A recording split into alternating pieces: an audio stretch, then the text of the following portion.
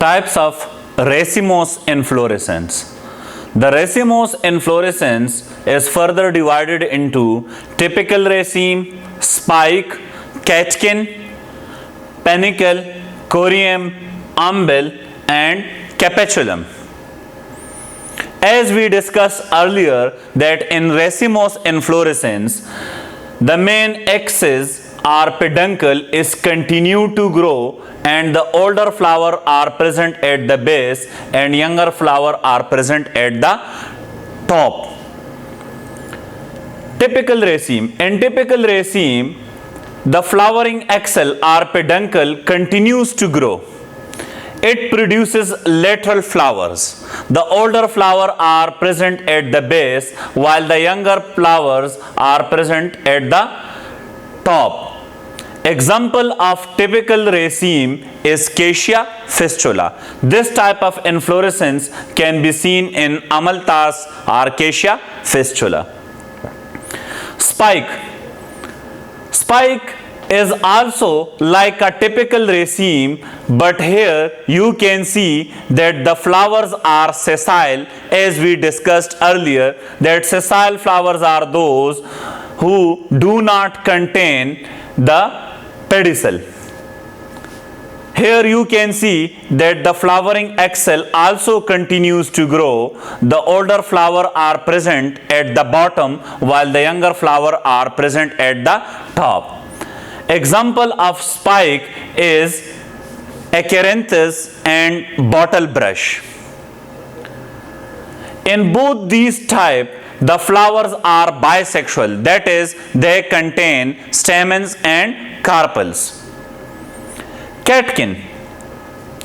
Catkin is also like a typical raceme. The flowering axil continues to grow. The older flower are born at the base while the younger flower are born at the top. But here the flowers are unisexual. That is, male flowers are present on male inflorescence and female flowers are present on female inflorescence. The male flowers only contain stamens while the female flowers contain only carpels. Examples of the catkin are mulberry and willow. Panicle. Panicle is a branched typical raceme. You can see that the flowering axil or peduncle continues to grow. It produces lateral branches and on these branches the flowers are produced. The older flowers are at the bottom and the younger flowers are at the top. Example of panicles are grape, mango and oat. Corium.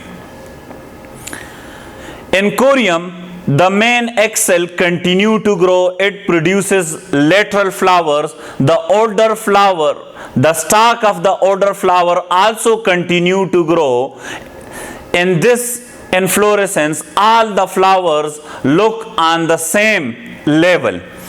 This is due to the older flower pedicels are longer in length while the younger flower pedicels are shorter in length. They are in the same level. This type of inflorescence can be seen in Ibis. Umbel.